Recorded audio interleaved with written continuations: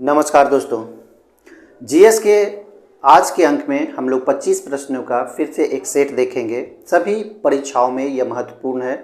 खासकर ये शुरुआत की गई है बिहार एसएससी के लिए, लेकिन बिहार दरोगा में भी उतना ही महत्वपूर्ण है जितना एसएससी में है। अगर आप बिहार पुलिस की तैयारी कर रहे हैं तो भी आपके लिए बेहद इम्पोर्टेंट है। तो देखेंगे पहले प्रश्न को, एक एक करके यहाँ पे प्रश्नों की संख्या को देखेंगे। सभी स्टैंडर्ड क्वालिटी के प्रश्न हैं, सभी एग्ज़ाम फ्रेंडली है, आप जरूर देखें। चलिए पहला प्रश्न देखेंगे, वॉलीबॉल की प्रत्येक टीम में खिलाड़ियों की संख्या कितनी होती है? आसान है, ये 6 खिलाड़ी होते हैं।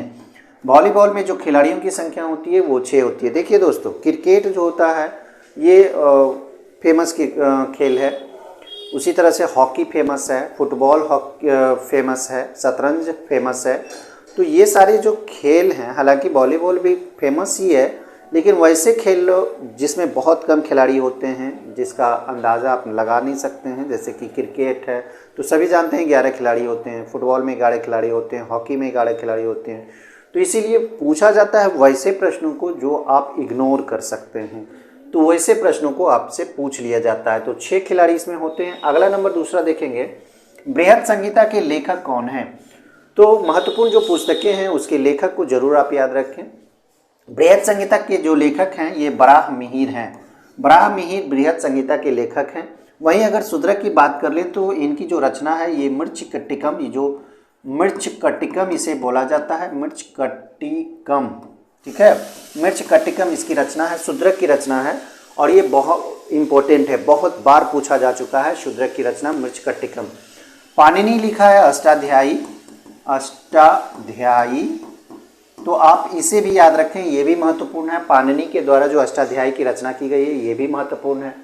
चलिए या तो नोट डाउन कर लें या फिर आप इसे क्या कर लें, स्क्रीनशॉट ले लें। तो स्क्रीनशॉट लेने में थोड़ी सी प्रॉब्लम्स हो सकती है क्योंकि उतना स्क्रीनशॉट रखना थोड़ा सा नामुमकिन होता है। तो वैसी स्थिति में आप नोट थोड़ा कर लें तो हाथ का भी एक्सरसाइज हो जाएगा और लिखने की जो प्रैक्टिस होती है ना, इससे क्या होता है कि याददाश्त ज़्यादा होता है, याद करने की क्षमता बढ़ती है। तो लिखना जरूर कोशिश करें लिखने के लिए। भारतीय मुद्रा के लिए जो प्रतीक चिन्ह है ये कब चुना गया है ये बताना है। तो ये 2010 में चुना गया है। भारतीय मुद्रा के लिए जो प्रतीक चिन्ह है ये कब चुना गया है? 2010 ईस्वी में चुना गया है, ठीक है। किसके द्वारा ये जो प्रस्ताव दिया गया था, किसके द्वारा दिया गया था? ये उदय कुमार के द्वारा दिया गया था, जो कि आईआईटी मुंबई के छात्र हैं, मुंबई के छात्र थे, ठीक है, आईआईटी मुंबई के छात्र हैं। और इन्हीं का जो सिंबल था, प्रतीक चिन्ह जो था, ये 2010 ईस्वी में इसे एक्सेप्ट किया गया था। तो उदय कुमार आईआईटीएन थे जो कि आईआईटी मुंबई के थे और 2010 ईस्वी में इन्हीं का जो प्रतीक चिन्ह दिया गया था, प्रपोज किया गया था, इसी को अपनाया गया था। तो एक एक चीज़ों को आप जरूर याद रखें। चलिए, वर्षा की अम्लता इसके द्वारा मापी जाती है। हाइग्रोमीटर को देखेंगे तो हाइग्रोमीटर जो होता है ये आर्द्रता मापता है, ये वातावरण के आर्द्रता को क्या करता है? मापता है, ध्यान देना है। एमीटर जो होता है ये विद्युत धारा को मापता है, विद्युत धारा को मापता है, ठीक है, इसे ध्यान दें। पीएच मीटर इसका सही जवाब हो जाएगा क्योंकि अम्लता जो संबंधित है वो पीएच मीटर से संबंधित है, अम्लता को मापता है पीएच मीटर। बैरोमीटर वायु दाब को मापता है, वायु दाब को मापता है, ठीक है। बैरोमीटर क्या करता है? वायु दाब को मापता है। तो एक एक चीज़ों को आप जरूर याद रखें, खास करके ये जो नापने वाली जो मशीनें होती है उसको ध्यान से आप देखें। इनमें से किस बीमारी को दिमागी बुखार कहा जाता है? किस नाम से जाना जाता है? दिमागी बुखार, मस्तिष्क ज्वर भी इसे कहा जाता है। इसे जापानी इंसेफेलाइटिस बोला जाता है, जो कि एक बैक्टीरियल नहीं कह सकते हैं, ये वायरल डिजीजेज हैं, ठीक है। तो दिमागी बुखार होता है, ये जापानी इंसेफेलाइटिस बोला जाता है, मस्तिष्क ज्वर के नाम से भी ये जाना जाता है। टेटनस जो होता है ये होता है जीवाणु से होने वाला रोग, टेटनस, ठीक है। उसी तरह से डेंगू जो होता है ये वायरस से होने वाला रोग है, यानी कि विषाणु से होने वाला रोग है, इसे भी आपको याद रखने हैं। रेबीज भी है विषाणु से होने वाला रोग। तो ये सारी चीज़, खास करके रोग जो होते हैं, विषाणु से होने वाला रोग, जीवाणु से होने वाला रोग, प्रोटोजोआ से, कवक से होने वाले जो रोग होते हैं उसे जरूर आप याद रखें, ठीक है। चलिए आगे देखेंगे, टंगस्टन का प्रतिरोध तापमान के बढ़ने से क्या होता है? अगर तापमान बढ़ता है तो टंगस्टन का जो प्रतिरोध होता है वह भी क्या होता है? बढ़ता है। तो आपका सही जवाब बी हो जाएगा, बढ़ता है। टंगस्टन का प्रतिरोध अगर बढ़ता है तापमान बढ़ने से तो प्रतिरोध भी क्या हो जाता है? बढ़ जाता है। एक एक चीज़ों को समझना है। संविधान की 11वीं अनुसूची निम्न में किससे संबंधित है? तो देखिए, संविधान की जो 11वीं अनुसूची है इसे 73वें संविधान संशोधन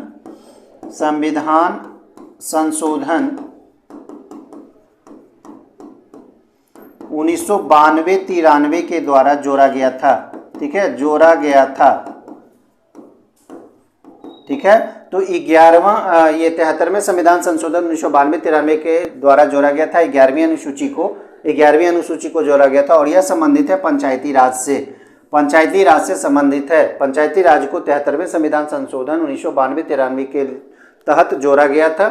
ठीक है, 92-93 के तहत जोड़ा गया था। ठीक है, तो इसे आपको याद रखने हैं। और 12वां जो अनुसूची है वो नगर पालिका से संबंधित है, वो भी 73वां के बाद 74वां संविधान संशोधन 1992-93 के द्वारा ही जोड़ा गया था। तो दोनों को आपको याद रखने हैं। चलिए आगे देखेंगे, संयुक्त राष्ट्र संघ की स्थापना कब हुई थी? तो ये बहुत आसान है। 24 अक्टूबर 1945 ईस्वी को संयुक्त राष्ट्र संघ की स्थापना हुई थी और संयुक्त राष्ट्र संघ दिवस के रूप में 24 अक्टूबर को मनाया जाता है। संयुक्त राष्ट्र दिवस, संघ दिवस, इसे भी आपको याद रखने हैं। संयुक्त राष्ट्र संघ दिवस 24 अक्टूबर को मनाया जाता है क्योंकि 24 अक्टूबर 1945 ईस्वी को इसकी स्थापना की गई थी और इसका जो मुख्यालय है ये न्यूयॉर्क में स्थित है। मुख्यालय कहाँ है?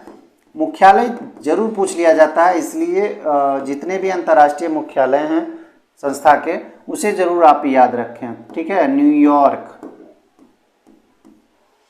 चलिए अगला नंबर सवाल देखेंगे। जजिया कर पहली बार ब्राह्मणों पर किसने लगाया था? मोहम्मद बिन तुगलक, औरंगजेब, फिरोज शाह तुगलक, बलबन। तो इसका सही जवाब हो जाएगा फिरोज शाह तुगलक के द्वारा यह सबसे पहले लगाया गया था, क्योंकि फिरोज शाह तुगलक ही सबसे पहले है। मोहम्मद बिन तुगलक के बाद फिरोज शाह तुगलक आता है, लेकिन जजिया कर जो लगाया गया था पहले वो फिरोज शाह तुगलक के द्वारा ही लगाया गया था।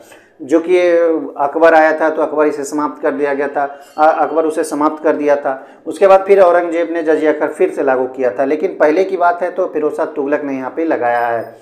ठीक है, आगे देखेंगे।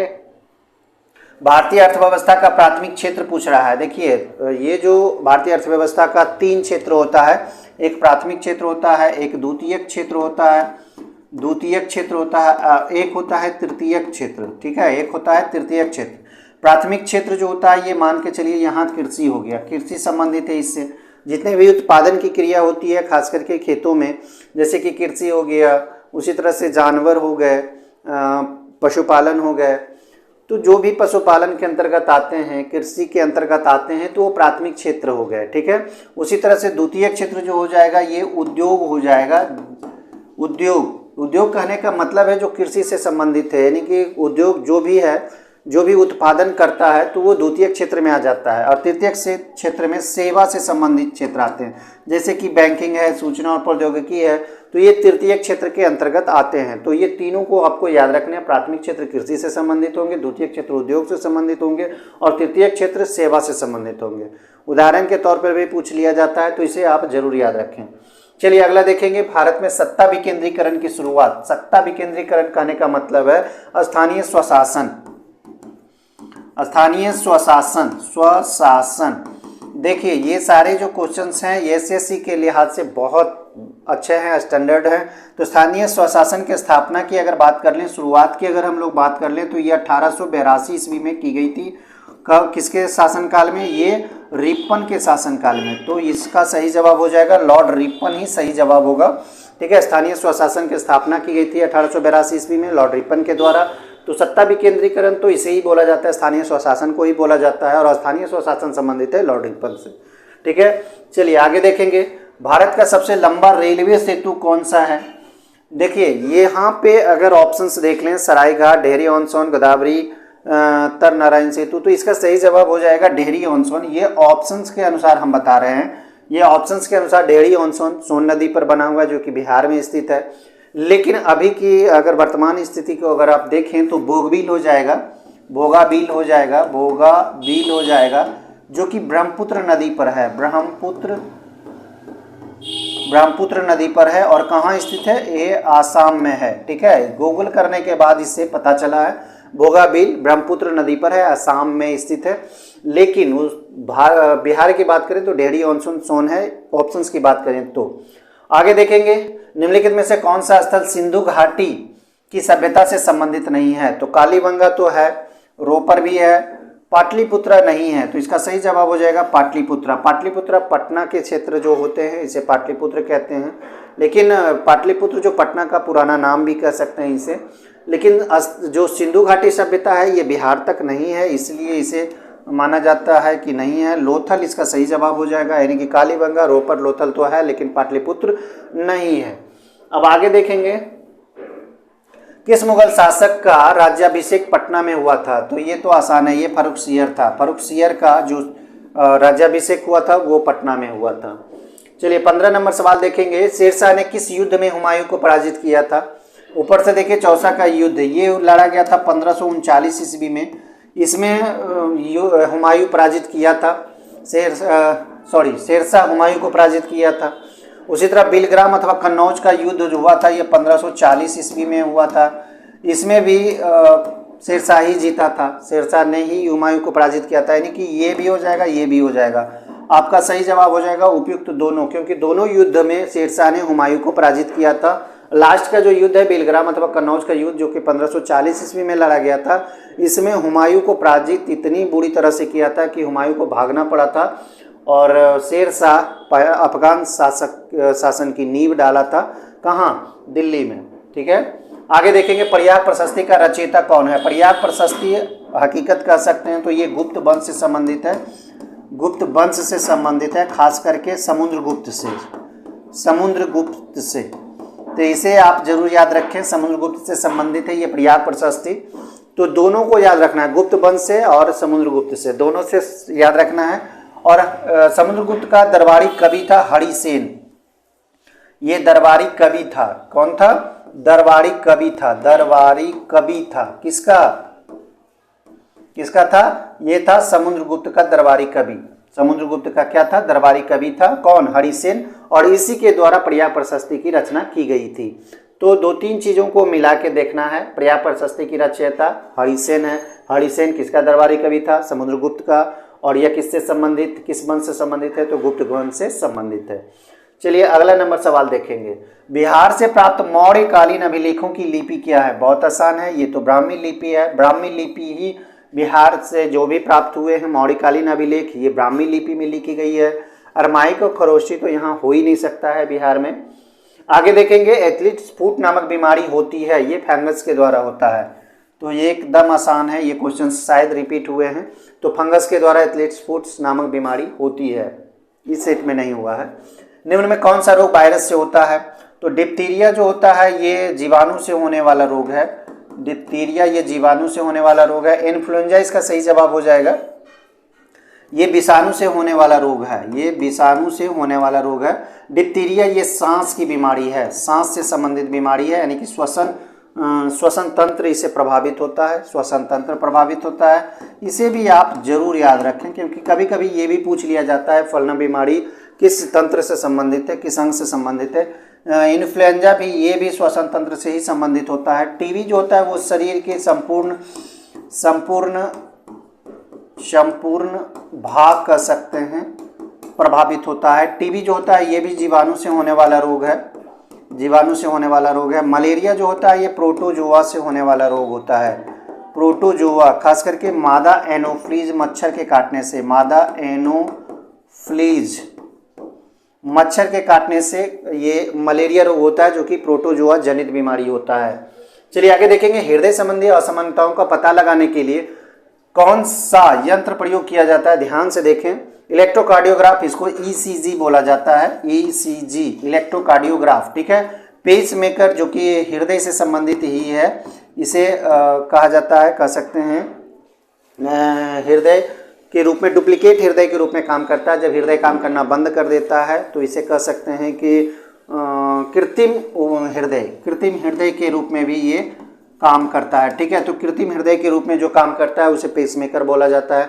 कंप्यूटेड टोमोग्राफी स्कैन, इसको बोला जाता है सीटी स्कैन, सीटी स्कैन इसे बोला जाता है। तो इसे आपको याद रखना है, computed tomography scan, CT scan, जो कि सीटी स्कैन किया जाता है। तो हृदय से संबंधित जो असमताओं का पता लगाता है इलेक्ट्रोकार्डियोग्राफ हो जाएगा। इसका सही जवाब ईसीजी, इलेक्ट्रोकार्डियोग्राफ। पेसमेकर, कृत्रिम हृदय। कंप्यूटेड टोमोग्राफी स्कैन, इसको सीटी स्कैन भी बोला जाता है, कंप्यूटेड टोमोग्राफी स्कैन। चलिए आगे, प्रकाश संश्लेषण की दर किस रंग में सबसे कम होती है, ये पूछा जा रहा है। सबसे अधिक की अगर बात करें तो लाल में सबसे अधिक होता है, लाल में सबसे अधिक होता है, ठीक है, लाल में सबसे अधिक होता है, और बैंगनी में सबसे कम होता है, सबसे कम। तो ध्यान देखना है, यहाँ सबसे कम पूछा जा रहा है, तो सबसे कम कहाँ हो जाएगा, बैंगनी में हो जाएगा, और सबसे अधिक कहाँ होगा, तो लाल में होगा। चलिए अगला नंबर सवाल देखेंगे, हाइग्रोमीटर किसे मापने के लिए प्रयोग में लाया जाता है। हाइग्रोमीटर पूछा जा रहा है, तो दूध की जो शुद्धता मापी जाती है ये लैक्टोमीटर से मापी जाती है, लैक्टोमीटर से मापी जाती है। वायुमंडल में व्याप्त आर्द्रता जो है यही इसका सही जवाब हो जाएगा, क्योंकि हाइग्रोमीटर आर्द्रता को मापता है। समुद्र की गहराई को अगर मापता है ये फाइदोमीटर हो जाएगा, फाइदोमीटर हो जाएगा। उसी तरह द्रव्य का अपेक्षित घनत्व हाइड्रोमीटर हो जाएगा, हाइड्रोमीटर हो जाएगा। तो एक एक चीजों को आपको जरूर याद रखने चाहिए। दूध की शुद्धता लैक्टोमीटर से, हाइग्रोमीटर से वायुमंडल में व्याप्त आर्द्रता को माप सकते हैं। उसी तरह से समुद्र की गहराई मापना हो तो फाइदोमीटर का प्रयोग करेंगे। अगर द्रव्य का अपेक्षित घनत्व नापना हो तो हाइड्रोमीटर का प्रयोग करेंगे। तो एक एक चीज़ों को आपको समझने हैं, नोट डाउन करने हैं।